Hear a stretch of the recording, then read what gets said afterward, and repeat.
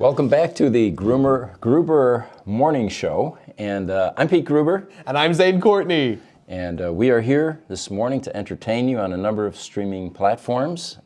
TikTok usually joins us early. They've been here for a minute or two. And we have a number of questions that are spillovers from the last segment. From last year. From last year, yes. What? Are we so behind? I love this being the first episode of 2023. Hope everybody had a good New Year's. You're probably curious about that car that's sitting behind us. Let's get that. I want one. That is a car that is 80 years old now. These cars were created between 1936 and 1938. It's a Bugatti Type 57 SC Atlantic Coupe. And there were only 4 of these made, 3 in existence, and it is the most valuable collector car currently on the planet. And believe it or not, there's a 4th one that they can't find. So somewhere there's a 4th Bugatti. The cheapest one you can SC. find. Yes, probably. And it'll probably be a barn find. You know, somebody will find an old house or something and suddenly look in the basement and say, get this trash out of here, and there's a Bugatti Atlantic Coupe. What makes these cars so unusual, by the way, is if you notice it has that rib that runs the top of the car. And it is an alloy. It is made out of an alloy called electron, which is 90% magnesium and 10% aluminum. And those of you familiar with magnesium, it's flammable. So you can't weld it, grind it, heat it up in any way. So what you're seeing with that dorsal seam that runs the length of the car are rivets. The car is actually riveted together. And, yeah, I'll give him another better look at that. How about this? It is arguably one of the most beautiful cars ever made. Ralph Lauren actually owns one of these. I don't know if he still does, but checks out. Yeah, he was somebody does over at Ralph Lauren. There's a picture of him standing, I think, in Monaco next to his car, and it's a spectacular shot. But anyway, since this is a car-oriented show, we thought we would throw something up there from the prehistoric days when cars were still internal combustion engine powered. And back when they were still treated like pieces of art and not just tools. Although it is nice to know that some of the new EVs are actually kind of playing around with that, like Aptera, that just looks like a teardrop with wheels. Yes, yeah, very, very unusual design. Later on, we'll throw up another green screen image of a Tesla Roadster, actually my first Tesla Roadster, and we'll get a different perspective. It looks like we've got a number of questions that we could start with that came in from the last, and from this one. We've got an Instagram question. From Anwar, hey! Anwar, hello, Happy Mr. New Gruber. Year! Happy New Year, Happy New Year to you as well. And then we had some videos, or some questions from a video that we did. And Parm Mohan, for example, asks, how do you get batteries when there are supply chain shortages? Well, the manufacturers are doing a pretty good job of staying on top of that problem. And we're talking about some big companies, LG, Panasonic. So at least it doesn't appear to have seriously affected the supply of electric vehicles, of which there's, of course, way more demand than there is supply for a number of other reasons as well. And it's also encouraging to know that more mining is going to be available here in the United States, hopefully with some of those new lithium mines coming out, new lithium and cobalt mines coming out in Vegas and North Carolina, everything like that. So that's going to be a huge help for this particular issue. Keeping some of that supply in North America, I think, will definitely help as well for our production. Question from David Hansen, 1461. This is related to a video that we did regarding the battery module in a Model S. What we do to take it apart, why we take it apart, that sort of thing. One of our biggest videos on TikTok. Exactly. It's trending toward 1 million views right now, so apparently it is a popular topic. But what we're showing is the 1,200-pound battery removed from the Model S, why we have to remove it, how we open it up, and what we take out once we open it up. And we're showing some battery modules on a workbench where we're doing some repairs. So the question that David asks is, what goes wrong with the modules? Well, a couple of primary things, 3 actually. If you get any kind of water ingress or you get a coolant leak, usually those batteries or those battery modules are toast because the fluids oftentimes are conductive to a degree and you get a lot of corrosion and it kills the battery packs or the battery modules. Yeah, I'm going to turn off my dinging phone here. It hurts to be so famous. Yeah. So what do we do to the battery modules? Well, they oftentimes have a resistive cell, and it only takes 1 out of 7,104 cells to kill the car. And that's because of safety issues. You don't want to overcharge a resistive lithium-ion cell because it will ignite, and it will ignite all of its neighbors. The second thing we find is problems with the electronics. There are circuit boards inside. There's one board on every single module. There's 16 modules in an 85 pack, for example, 85 kW pack. We find components that have failed, surface mount components typically. So resistive cell, component failures in the electronics, and some sort of water ingress or fluid ingress, which causes problems. What we do is, of course, much less expensive than a $22,000 battery replacement from Tesla, and that's why we're popular.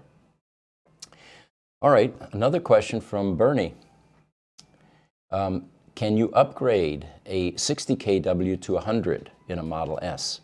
The simple answer is no, and we have a video based on that. It can be done from a technical standpoint, but Tesla won't work on your car after that because the 100 kW packs are a different car. The design of the car is different. They even get into things like airbag deployment timing changes with the 100 kW pack. Different suspension a design for the 100. So you can go up to, you can upgrade from 40, 60, 70, 75 to 90 kW, and Tesla will support that. If you try to shoehorn 100 in there, you're probably not going to be able to bring that thing to a service center and get it serviced. Which makes sense. It's kind of like if you come and swap a truck that doesn't typically have one and you try to bring it into a dealership, they'll probably turn you away at the door. Mm-hmm. It's nothing unheard of. All right, we've got a number of streaming questions, but let's get into some content first. Sure. And so what I found interesting last week is the Menlo Park Police Department in California actually has 3 Model Y police cars that they have converted. And the reason I found that interesting is Menlo Park, California, was actually the first Tesla production facility where they were making roadsters, or at least electrifying roadsters. The roadster trajectory went something like this. The body panels were made in Europe at the Lotus plant, and the panels came from Sotira in France. Mm-hmm. They were carbon fiber panels. The assembly then of the glider, as they called it, or empty shell, was done by Lotus. Then they were shipped across the ocean to Menlo Park, where the final assembly took place, where they merged the battery and the drivetrain to electrify the roadster. So that's why Menlo Park actually has some Tesla history. Some of the statistics here are the Tesla Model Y cost $64,000 after taxes, and then outfitting them to turn them into a cop car was another $39,000. So we're looking at about $103,000 per vehicle. Now that looks like a huge price tag, but it turns out that the other vehicles, the ICE vehicles that they had been converting to cop cars, was the Ford Explorer Hybrid. And they were able to buy those for $51,600, and then another $25,000 fitting them with safety, communication, and all the equipment that goes into patrol vehicles. Now, there's a difference there in cost. The EV looks a bit more expensive, but then when you factor in the cost savings on gas and maintenance, it quickly closes that price gap. And cop cars do use typically use a lot of gas. A lot of them are sitting at idle for most of the day, but they're still leaving the engine running. So even in a hybrid that uses significantly less, you're still going to be constantly draining a lot of that gas. So it's no wonder that you could save easily, $100 grand across a fleet just in gas savings within the next few years. Yes. And by the way, this is not a new trend. We've actually had police departments come to us here locally, even the Tempe Police Department, curious about what it would take to get them into electric vehicles. In talking to a fireman last week, He said, electric fire trucks make a lot of sense too, except if you've got a number of multi-alarm fires that are occurring and you're needing to deploy and you don't have enough charge time to get those vehicles charged back up. One other thing too, Pete. Yeah. For the cops in particular, if they're trying to catch somebody, they need a fast car, right? Right. So that instant torque and acceleration, if you're chasing a Tesla, you kind of need a Tesla. Sure. But let me give you a perspective on that. Because they couldn't go with multi-speed transmissions in the EVs because they were burning up clutches with too much torque. The Tesla Roadster, for example, is limited to 130 miles top speed. Top speed, yeah. Well, I mean, you get even a average Corvette nowadays capable of doing 200 miles per hour. They're going to be able to outrun these poor EVs. Well, you don't think that they've worked with Tesla or somebody to try and extend the top speed of these Model Ys? I was about to say the exact same thing because I wonder if there is a sort of particular override or a certain almost new mode that they had to make for cop cars to kind of compensate for that. Because you're right. What would be limiting it, right? It would be the RPMs in the electric motor. Oh, so it's not just a software switch that's turned on? No, it's the actual inertia and the centrifugal force. After you get past a certain RPM, like 14,000, stuff starts flying off the armature. Sure. It can't hold it together anymore. Yeah. Well, that's actually interesting. It brings me to another question. Somebody commented on our last podcast where you're talking about, you and Mark were talking about having the motor in each wheel. And they were saying that eventually at certain speeds, those motors are going to get basically rattled to pieces. Is that a real thing? I don't know that. But it's a good topic because one of the videos I want to do this week, guys, is let's go over in the shop. Let's go up underneath a Tesla Model S, a Roadster. Let's take a look at what it takes to convert that rotational energy on that motor that is sitting longitudinally down through a transaxle to some half shafts and through some CV joints. How much efficiency loss do you have there versus putting the motor right in the wheel like Aptera does? 3 of them, and it's just a much more efficient, and it is the future, by the way. All of these mechanical conversions will eventually just be designed out of the element. Do we know if Rivian's quad motors, each motor goes to the wheel? I don't know about the Rivian. I also don't know about the new Lucid Air Sapphire, because that one has a tri-motor as well, I think. Yeah. As opposed to the older version, which was a little bit slower than the Plaid. It's now actually faster than the Plaid and has, as far as I understand it, according to Haggerty, has the fastest quarter-mile time. It does. There's that that video. By the way, one of the reasons we have an audience is the expertise resides out in our audience as well. So if any of you guys want to chime in about these topics that we're creating questions for, we'd love to hear from you. So here's another cool thing that happened just within the last week. Do you remember we've had extremely cold weather in the United States? North America is really getting hit hard. Ontario, Canada. Apparently there was a power outage that lasted for days in Ontario, but a customer who owned an F-150 Ford Lightning pickup truck, fully charged, was able to continue to keep his infrastructure running in the home. Freezers, for example, full of food, even generating some heat. And what he was able to do was just simply go to his pickup truck, which had a number of outlets on it, with extension cords, continue to operate critical equipment in his home. So one of the things that I found interesting here was the Ford F-150 Lightning is not V2G, vehicle to grid, which connects directly to the utility or to the meter. It's vehicle to home, V to H, which is a new acronym that's beginning to circulate. Yeah, somebody put that on our last video as well. Yeah. So anyway, he had 11 outlets on this pickup truck. He even had 240 volts available, so if he wanted to run his dryer, he could, or hot water heater. But this went on for like 3 days, and Ford was pretty proud of the fact that he was able to keep things running in the house for 44 hours. Man, that's a week. That is incredible. Yeah. I mean, that was one of the big selling points of the Lightning in the first place, was the practicality of being able to do V2H. And it is worth noting that discrepancy between going to the grid versus going into home. I think the only I know there's several vehicles that can do vehicle to grid. I know the Ioniq 5 and the EV6. I was gonna say, do you know if the Rivian does or not? I think it Rivian has does not, and I also don't think it's vehicle to home. And then I think the Ford Lightning was billed as being able to do all that stuff for contractors. Yes. So that they could use their power tools and all that Precisely. kind of stuff. You know? Yeah. Yeah, you go out on a job site and, that's where pickup trucks typically are. And you've got power available. So interesting, there's another interesting statistic here. Power outages in the U.S. have risen around 78% in the last 10 years. It used to be, they didn't give a percentage what it used to be. But anyway, so extreme weather conditions like this, having a vehicle that's able to provide power sounds like is beginning to have an additional benefit besides the fact that you're going green and that you've got reduced maintenance and all that. Well, how cool is it that you're able to have a reserve power that's off grid, it's off, reliability from anything else, so that you have that backup in this particular situation that can, supply that for exactly moments like this that are happening so often.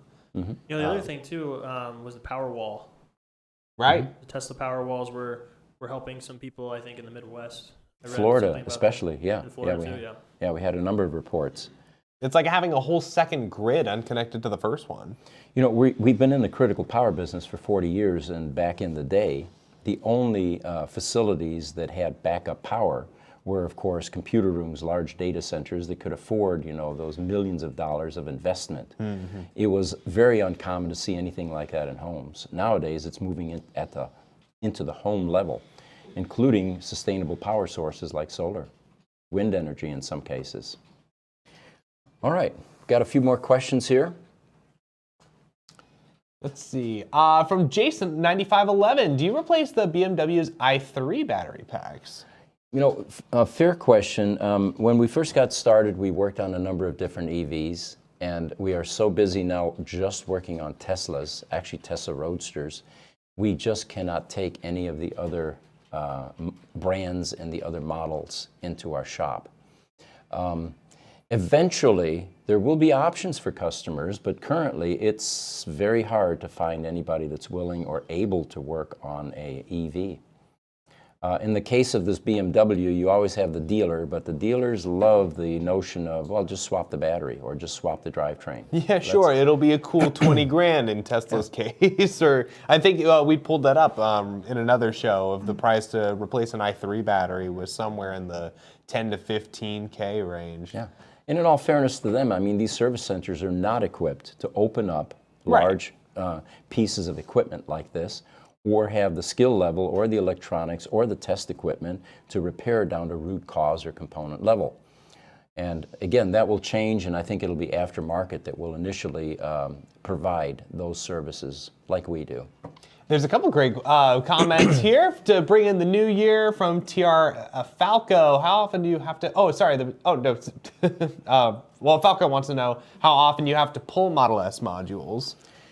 Well, of course, bear in mind that what we see are the aberrations, the anomalies, the broken cars. So it's difficult for us to gauge because we don't see all of the cars that are out there on the road running quite successfully. So the answer to that in our case would be every single one, because they come here broke, right?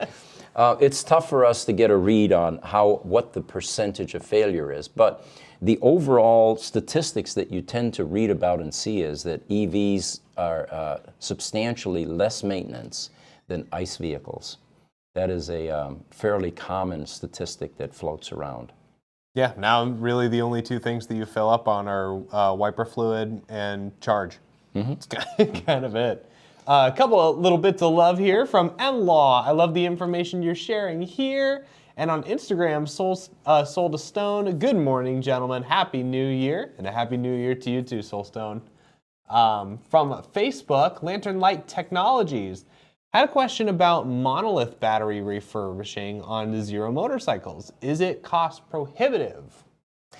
We've never had a Zero motorcycle come into our shop, but anything is repairable.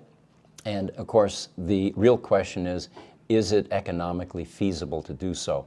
I would say that based on everything we've seen for battery type repairs, it should be less expensive than an outright replacement.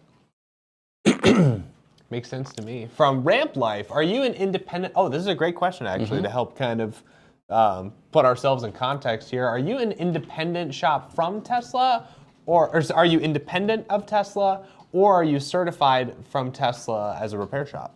Well, first of all, Tesla does not certify the types of repairs that we do. What they certify is body shops.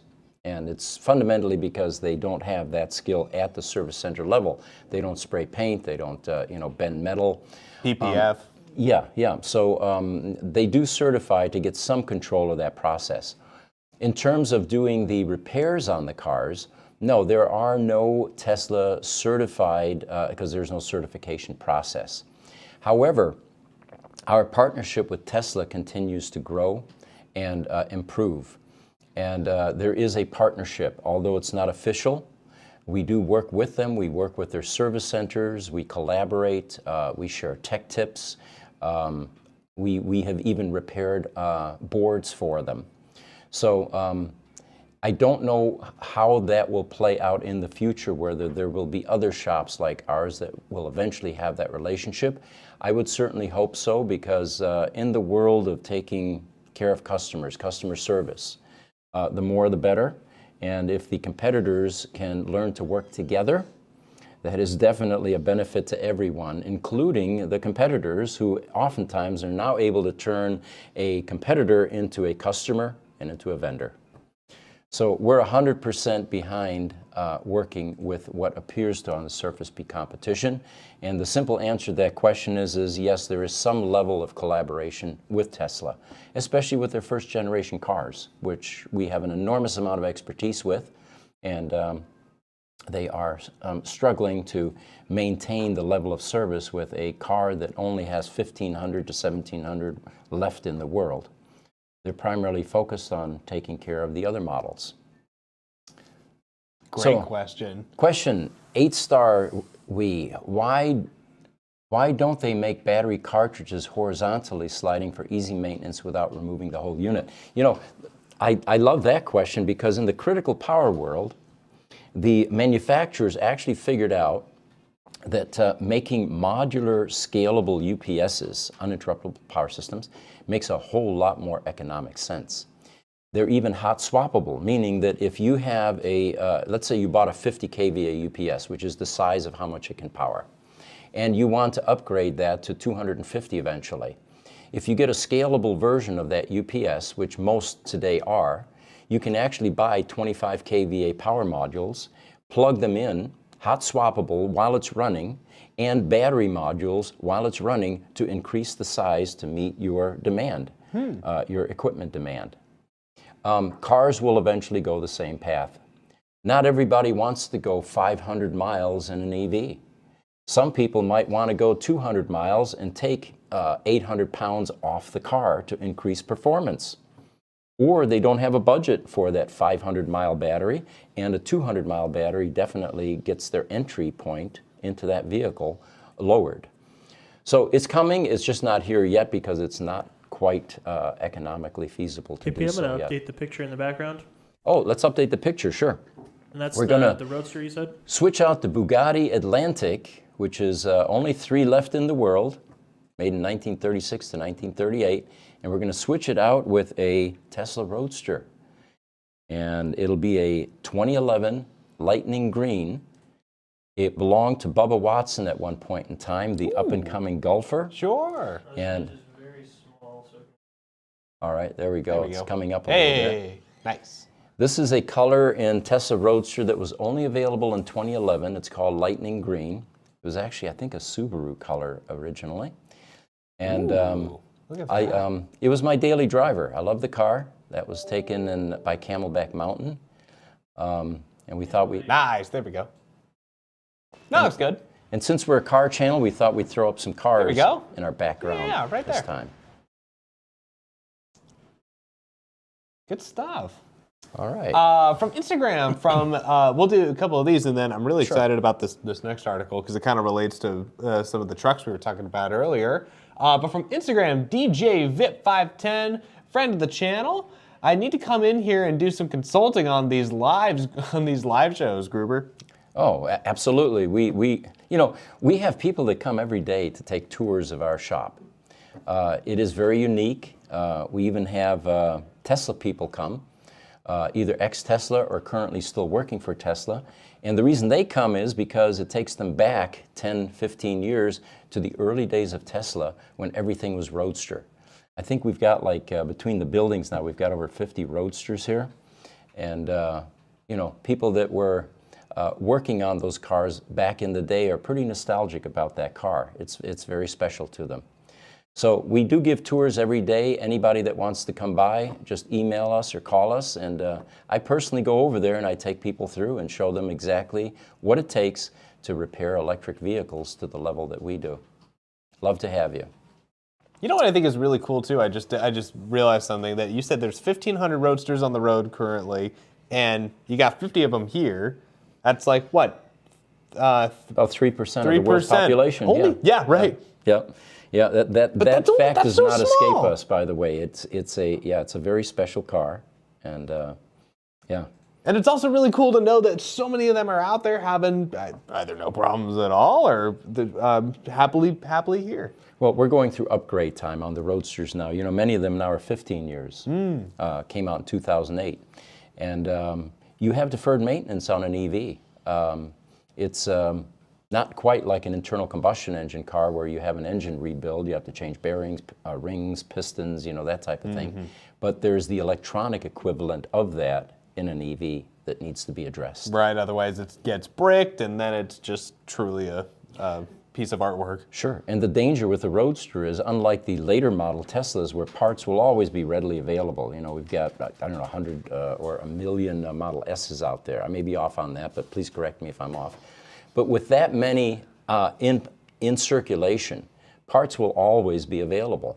With a Roadster, that's not the case. A lot of the parts, especially the electronics, are out of production and will never be back in production. So what we do, which is component level troubleshooting, repairing right down to root cause, is vital to keeping these cars on the road. Awesome. From Soul to Stone on Instagram, will the CyberTruck have a similar setup to Power at Home? So I wonder if they're asking, will the CyberTruck have V2H? We think that there are people watching these podcasts beyond just the regular audience that we have. The OEMs have to be interested in the feedback that we're able to provide.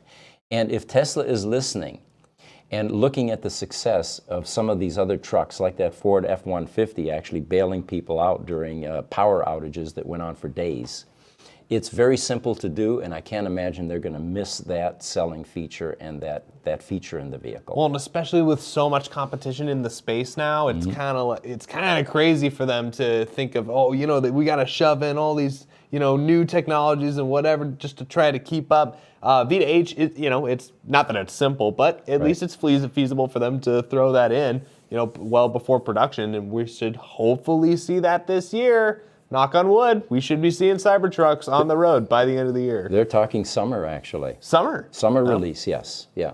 I'll say by end of year. So we've got a question from Autorama Auto of Dickinson. Sounds like a car repair organization. And he says, how fast is an in and out? You must have it down to a science. I wonder if they mean taking out the battery, put it back in. Exactly, the repair. The reason that it takes a while is we have to road test these vehicles. And it's not a slow process. When you try to speed that part up, sometimes you get a warranty claim, and you've got to bring that car from New Jersey back to Phoenix on our nickel. So we do a very thorough, lengthy quality control session with that car, including test driving, going through various charge cycles and charge scenarios, watching the trends before we release that vehicle. So it's not quite fast. Makes sense. Yep. Do you guys throw them on a dyno or anything like that? No, we don't have a dyno. I think that's related more toward the torque curves, and if we were doing repairs like that affected that, then it would be a necessary piece of equipment. So I found out something interesting. I'm a Mopar guy. In the last century, toward the end of the century, I rebuilt a 70 Roadrunner, a 69 Roadrunner with a 4-speed Hurst. '68 Charger, one of my absolute favorites. Put a 6-pack hood on that, painted it crystal pearl black, put Krager wheels on that. I had torsion bars on the back, 3-inch exhaust, big block engine. Love the cars, right? Well, I found out Dodge no longer exists. They were bought by Stellantis. What? It's a German or it's a Euro company that now owns a number of these brands. It's Fiat Chrysler plus everyone else. They basically just did a big rebrand a couple of years ago that included everybody, which is kind of funny because you would think that they might centralize a little bit. Yeah. No, everybody seems to be still fairly autonomous. Chrysler still makes the Pacifica. Ram is still making 1500s, obviously. Mm-hmm. But yeah. So anyway, what Stellantis is announcing is a Ram truck, the Ram 1500, and it will be coming out. The EV specifically. The EV. Oh yeah, this is Ram EV, and you know what do we have now? We've got the Ford F-150 Lightning. Well, Rivian actually started the whole thing. Mm-hmm. Then we've got the Chevy Silverado pickup truck, which is coming out, and of course the CyberTruck when it comes out. But the pickup trucks appear to be something that the manufacturers are focusing on. And let me see if I've got some more data here for you. So this Ram truck is an EV. It'll be 100% electric in Europe. Let me see if I can get my information straight here. I was going to say, just in Europe. Okay. And it will outperform all competitors, they claim, on the attributes that customers most care about, which they feel is range, towing, payload, and charge time. It's built on an STLA frame architecture. I don't know what that means yet. And they feel that they will have the best pickup truck in the industry. And it will be out by 2025. There we go. A couple years late on that one, I'd say. Yep. But that they're still calling it the Ram Revolution. That's Rev R capital EV illusion. So it looks like and they're not calling it the Dodge Ram. They're just calling it the Ram REV or Ram 1500 EV. There we go. So it was kind of sad for me to see the Dodge brand become obscure. You know, that was a pretty well-known brand in the last century and known for performance cars and over-the-top vehicles. Does that mean that the other Dodge vehicles, you know, like the one that's coming out now that is going EV, 100% EV, the Dodge Demon, those are all now Stellantis, aren't they? I believe so, and it's funny because when Dodge and Ram divorced back a number of years ago, it was kind of a big deal because everybody was wondering what was going to happen to Dodge, since really all they have now is the Charger, the Challenger, and some Caravans still running around. But it'll be funny to see if they rebrand, if they want to go by a Stellantis thing, or if they're going to still keep the Dodge name on those vehicles. But it does seem to me like they're kind of pulling back on muscle cars, and it's a darn shame because those, the Challenger is still one of the most iconic muscle cars of all time. Yeah. You know, I just realized later on in the article, this Ram is being released next week. I was off on that projection. I don't know what I was reading there, but anyway, ignore that. It looks like it's coming out next week. We'll have more information. We'll talk about this quite a bit more. It looks like pickup trucks are pretty, in the EV world, are becoming very popular. Very cool. From Soulstone on Instagram, or Soul to Stone on Instagram, will the CyberTruck battery in that truck be comparable to the Lightning? It's reportedly comparable, something like that. We'll have to see, yeah. Got another question from Bill Wood, YouTube. Why did it take Tesla so long to get the Cybertruck out? Well, it's not out yet, guys. The design is somewhat nailed down. And Ford could put the F-150 out on the road much quicker. Well, the simple answer there is they didn't have much else to do, Ford, at least in the EV world. So, and possibly they recognize the opportunity watching some of the other successes like Rivian. Well, it's not only that, but it's not a new design. Right. It's still an F-150. The Cybertruck is everything brand new from the ground up that had to be created from scratch.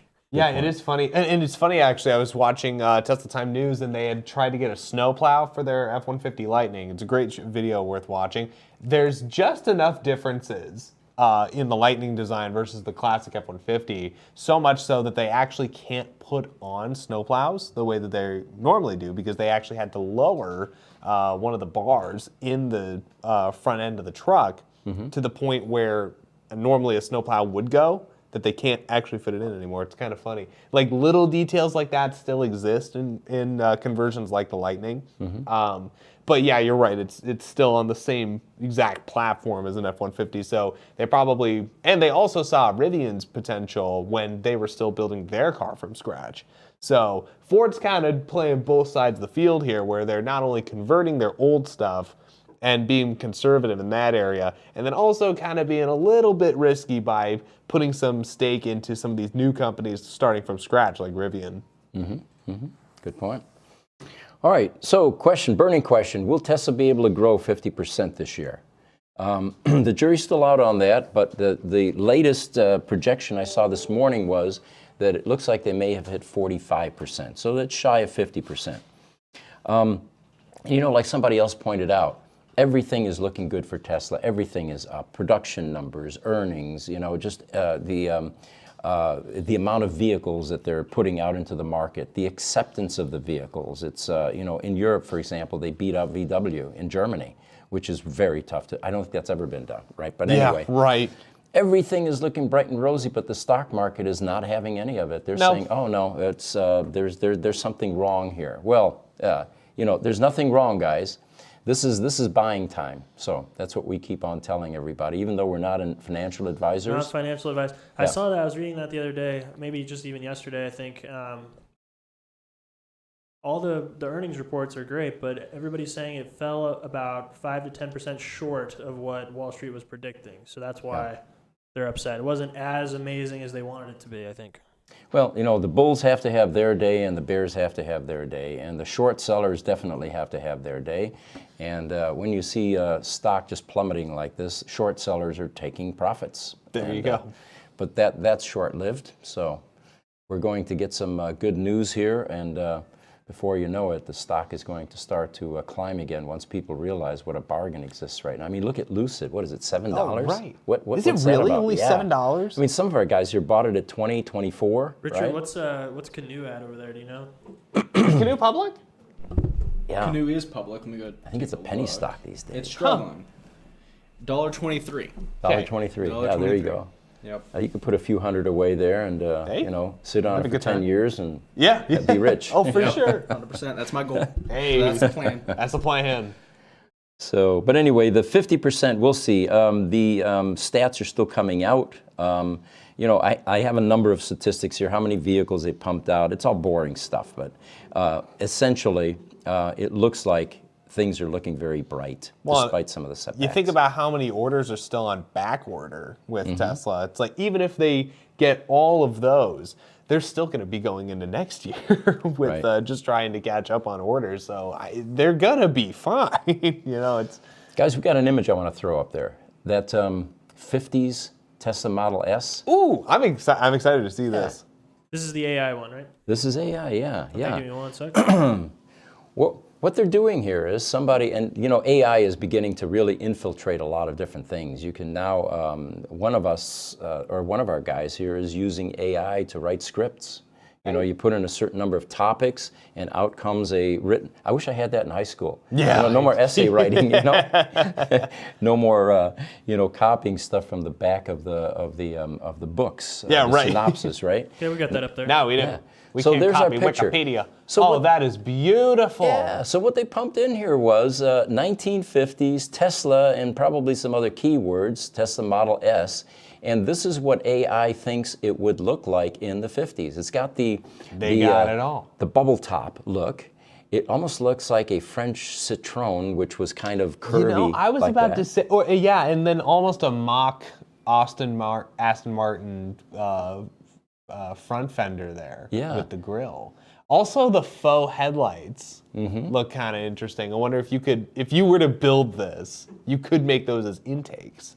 Of course, AI wasn't cool the that battery. smart because I don't know if that's a grill in the front, but you don't need a grill with an EV. You don't need it, but you Yeah. can have it. But it looks more like a car with that. And of course, there's even some chrome there because the in the white 50s, walls? we had a lot of, the white walls. Yeah, that gives it that extra touch. Like the Ford, the 51 Ford Thunderbird look kind of like that as well. But anyway, we thought you would appreciate that. This is what our AI rendering of a 50s Tesla Model S I hope like. Bembley gets to take a look at this. He's a great YouTube channel who goes over car design. He himself is a car designer. I hope he gets to look at that. You know, somebody mentioned too, there's a little bit of Cadillac in there with the wings. Yeah. And then it's got the Corvette spirit in it too, with the curves. But anyway, pretty cool. Well, I think this the headlights, since we're talking about that, kind of look like the new Roadsters. Ooh. Yeah, good Oh, point. it kind of does. It's can we throw those both up there? We can show the audience that. It's sort of winking at you. I love I'm gonna that. have to find that picture. Give me a second. All right. Yeah, I can throw it up for Instagram here in a second. But if you guys, or if anybody's watching and takes a look at the new Roadster concept and then do that side by side with the 50s Model S, there's a hilarious amount of similarity, I think. Yeah.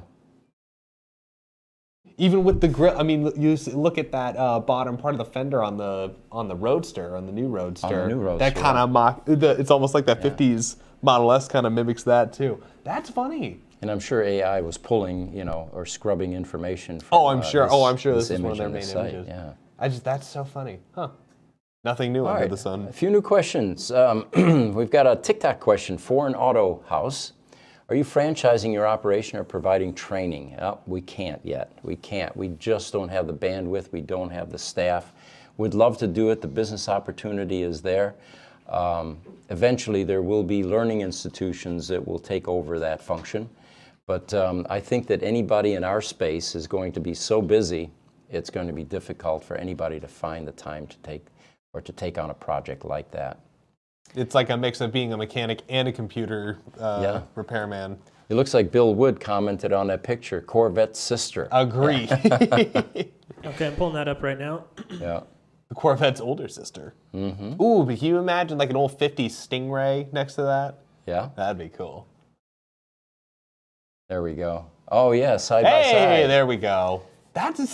You're right. There it is. Yeah, yeah. It's got those winking headlights. Oh, that's fantastic. Very cool. Very cool. There was another. There was a comment just above that from Chris on TikTok that I thought was interesting, and I can't. Let's see if we can find that real quick. Oh, here we go. Your thoughts on 300 Chinese companies working on EVs? That seems like it could be an industry game changer. Yeah, good point. Is it really 300? I didn't know it was that many, but I'm not surprised. The Chinese are very good at looking at opportunities and immediately capitalizing on that. Chris von Scheinitz from TikTok, welcome. Guys, by the way, let us know where you're from. People always like to see where they're coming in from. Our thoughts on the 300 Chinese companies working on EVs, it's like Elon says, the more the merrier. The whole goal here is let's get the planet healed. Let's get rid of the global warming and the ones that are contributing to that, which of course is ICE vehicles. We need to change transportation. We need to change it fast, and we're running out of time. But we can also have fun doing it because these cars are very good. And like we've pointed out before, now we are able to, because of the level of disruption, the old traditional design rules no longer apply. These designers can go crazy with designs, and oftentimes they're doing that, yeah. I have a question too. How long do you think it'll be before Elon dives into fusion? That's what we really need. We need him to throw a few billion at fusion. Yeah, yeah. Well, the question then, would it have been money better spent on Twitter or on fusion? Yeah. I don't know. I'll leave you with that thought. A little buyer's remorse there. So do we report, here's a question from Mick5A6HAB, do you report to Tesla so they can improve? Yes, we do. And one of the reasons we do that, when we see vehicles that are aging, like the Tesla Roadster, there's a lot of information and data that we're able to accumulate that is not available to Tesla because they don't see the volume that we do. And we see trends. And it's vital for us, we feel, to share that with the originator or the manufacturer of that vehicle to help the service centers. And oftentimes we have sent them tech tips, for example. Hey, here's another aging issue that we're beginning to see, or a part that's beginning to fail. Excuse me. Resetting TikTok. TikTok is, we're You went down for a second, but we're back. Okay, sorry back, TikTok, you were gone temporarily. We're here again for you. So the question was, do we report to Tesla so they can improve all the time? Take the window ferrule, the aluminum version of that versus the plastic. We actually had a conference with the design engineers and shared all of our information, even sent them samples. Oh, very cool. So, again, it's about collaboration. It's about sharing information. We all have the same goal in mind. And in a market like this, where demand outstrips supply, what's the problem with a competitor? You're going to get your collaborators, right? that you can't even meet. So what's the point in Exactly. trying to cripple a competitor? Yes. One of the things that we do is and we talked about it the last show, is the window regulators. Yeah. That we make out of aluminum, I think, right? Mm-hmm. After we started doing that, do you think that was a direct result that Tesla upgraded those? Because I don't think that in the newer ones they're made out of plastic anymore. They have not upgraded yet. They haven't. They're so still they made by. are made out of the they're same still made plastic? by Antiva, and yeah, we don't know why. That's very strange. I thought that we had seen some come in that didn't have that, but We actually modify. What we do is we buy new window regulators as well for our service needs, and we retrofit them. We put the aluminum version in there so the customer gets a longer lasting repair. Nice. Yeah, you said it could even outlast the car, right? We're hoping, yes. Although it hasn't been around long enough for us to really see if that information is accurate. There's no such thing as over-engineering. Mm-hmm. That's awesome. Bill Wood mentions that they're from Key West, Florida, so thank you for chiming in, Bill, from Key West. Yeah. One of the things that I have on my list here, which I can never seem to get to, is 30 things that will disappear in the automotive world within the next 30 years. This is both exciting and terrifying, because I love some of these things. Yeah.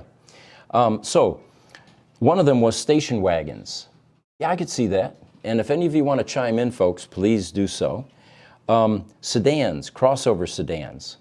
They feel that those will go away. Crossover sedan seems interesting to me because it seems like the crossover segment of automobiles is the biggest in the world, next to pickup trucks. That's why most of the EVs are crossovers. You look at the Bolt, you look at even not Taycans, but a lot of them are kind of this amalgamation of station wagon and crossover hot hatch. Something in that area. It's never one thing or the other. They're now all kind of starting to blend a little bit. So why that got included in this list then appears to be a mystery, but here's an obvious one. CD players, cassette players, 8 tracks, AM radio, and Bluetooth. Well, Bluetooth I don't see going away. Going to Bluetooth, sorry. Oh, that makes sense. Moving to Bluetooth. Yeah, that makes sense. Although I do love my I got a 20-year-old Lexus, I got a 6-track CD player. I'll be darned if I don't love that thing. Yeah. And the nice thing is it's in the glove box too, because so many of them used to be in the trunk, where you'd have to swap that out. My dad's 95 Infiniti G20 was like that. But now that we're all moving to Bluetooth. So 12-volt batteries is on that list. What? Makes sense. They're a necessary evil at this point, but we're going to have to figure out ways to power all of the devices in a car, in an EV, off of the main battery pack without that nuisance of having a battery, a lead-acid battery that you have to change every 2 years or so. Don't most EVs have still have a separate 12-volt system right now? Oh, yeah, very much so. Okay. And that's the problem. They need to go away. Now, there are companies that make a lithium iron equivalent of that, and you get a bit more life. But again, the point is, why have a 12-volt battery? Well, the fundamental reason is if you've got 400 volts or 800 volts in your propulsion systems, you don't want to pump that kind of voltage to your headlights or to your audio system or locks where a mechanic will be working someday and could get electrocuted. Yeah, that could be a problem. So we need to find some other method that will allow us to power the other devices in the car without creating any kind of safety hazard. A reverse alternator that strips down, or it could be a step down. It could be a step down system. Don't know yet. What was that called? Things that'll disappear in the next 20 years? Things that will disappear within the next 30 years. 30 years, okay. Yeah. And if you guys want to Google it, it was a good article. Spoilers. They say that the aerodynamics keep on improving. There isn't going to be a need for spoilers eventually. But there is going to be a want. Yeah. My Dodge Viper had a 6-foot wing on the back. Nice. That was pretty impressive, you know. But yeah, that was a want, I think. No, its actual function on a Viper, by the way, was at 150 miles an hour, it provides 1,000 pounds of downforce. Oh, that's nice. And on those sticky PS2 tires on a track, that car just ruled. In fact, when Dodge released that 2008 Viper, they took that car to 26 racetracks around the world and broke every single record on those tracks. They knew they had a winner, and they capitalized on that. Amazing. But now Stellantis will be able to do things like that, we hope, if they continue the tradition that Dodge created, which was making over-the-top cars. Sure hope so. That'd be a great... Well, and it seems like they're still trying. We got the new EV Hellcat and the even Hyundai with their hydrogen supercar. Yeah. So here's one that's obvious with EVs, custom exhaust tips. True. No exhaust. But do you think that people will mount them anyway for the look, you know? Maybe? I mean, some of these things are iridescent. They're the size of coffee cans. I mean, they're pretty cool looking. Oh, yeah. Know? And if you can make a little noise out of the back of that, I think that might still attract some now you won't see trucks with smokestacks anymore. Oh, yeah, that's another one. There's no diesel in those. Yeah. All right. I mean, if they all switch to EV, that right. is.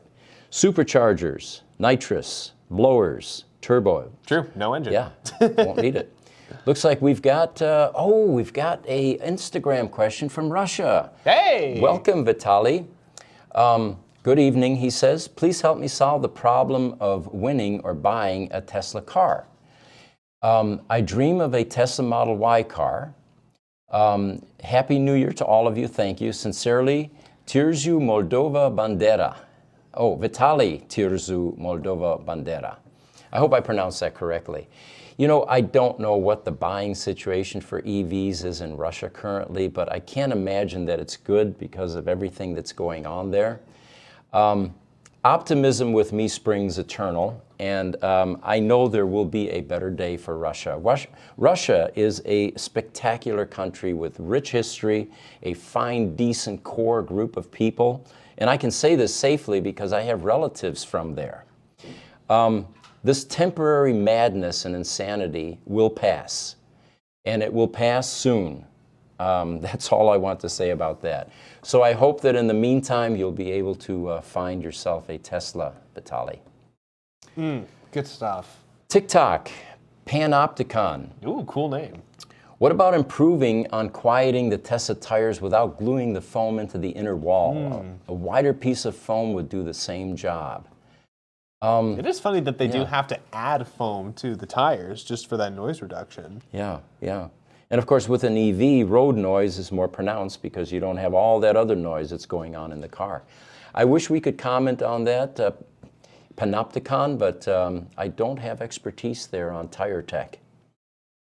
It's a whole different world if you start to kind of dig into a little bit of that. It's so funny how much exactly goes into that. The proportion of tread to air, all that stuff. Unbelievable. Slangway4 on Instagram. Favorite color on a car for every car in the world. Favorite color. What's your favorite color? You know, my color preference keeps changing, and the reason is we keep getting roadsters in a variety of colors, and it changes. I used to like electric blue, which is kind of like your shirt, except brighter, metallic. Then, of course, my lightning green, which is on the picture behind me here. It keeps on changing.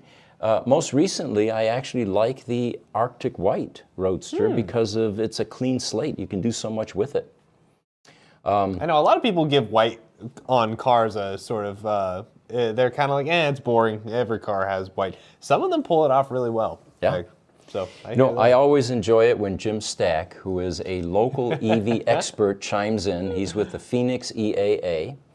And he chimes in and he says that he has a lithium 12-volt battery in all of his electric cars. And he says 8 times the life, half the weight, non-toxic. Jim Stack in Chandler. Yes, the lithium iron batteries. And there's a company here in town, actually, a gentleman that used to work for us, Sean Shearer, that owns OMU, lithium ion 12-volt batteries. And that's what Jim is using in his cars. Nice. Yeah, it's definitely an improvement over the 12-volt lead-acid design that's typical in the EVs. You know what amazes me is here we are well into a decade of EVs, and they're still using 12-volt lead-acid batteries in cars. Anyway, that's a mystery that someday may get solved. Just to let you know, we are at 1 hour. We're at 1 hour? Okay. Woo, time flies by when we're having fun. Looks like Van Goat says Happy New Year. What's up, Van Goat? Thoughts on deep freeze charging issues we had here last week in the U.S. You know, there's a good video that I saw by a collaborator, partner of ours, Kyle Connor, with Out of Spec Motoring. And he actually braved sub-zero temperatures to go out and try to charge at some charging stations, EA, I think, Electrify America. Yes, yep. And he was able to demonstrate that there's a problem.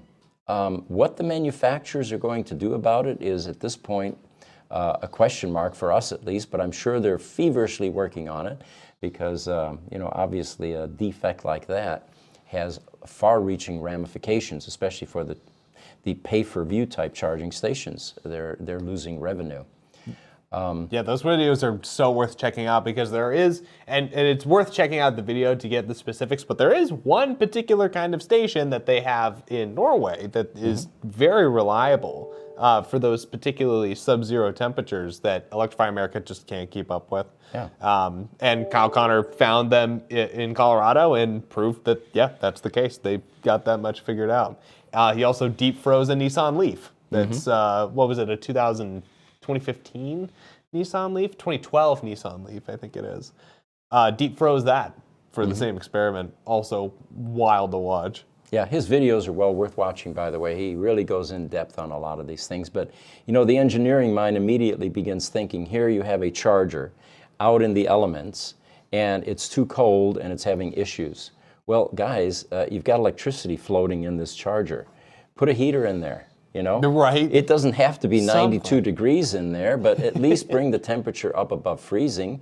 Pretty simple to do. So maybe they'll take that idea and run with it. What do you think? Hey, I think that's a good idea. The other problem that they had was the charge connectors. And at least with the Tesla supercharger, they showed an example of the hook not working very well. And as people tried to put it back up into the holder, it fell. Yes. Well, people that litter typically don't pick up what they've dropped. In this particular case, they just left it laying down there, and some snow and debris got into the plug. So that's probably another problem that they're going to need to solve. But I'm sure it can be done. Hey. There's a lot to look forward to. It's we got a whole beginning of the year, where we got a whole year ahead of us to see how all of this develops. And thank you guys so much for joining us for our first episode of 2023. Totally, yes. We've got some more of these 30 things that are going to go away. We'll cover those in the next session. And yeah, we'll see you Thursday, 8:30 Mountain Standard Time. Again, we love the engagement, we love the inputs, and we're beginning to recognize a lot of the people that are coming in, and we welcome you back each time. Again, any questions you may have that didn't get answered, send them to us at ev@gruber.com, or if you're watching some of our videos, we are scrubbing the video questions that come up. In fact, some of them were used in this presentation today. So, we're in touch because you're in touch. Anything else? Not from me. All right, guys. Well, thank you for joining us. We will see you Thursday.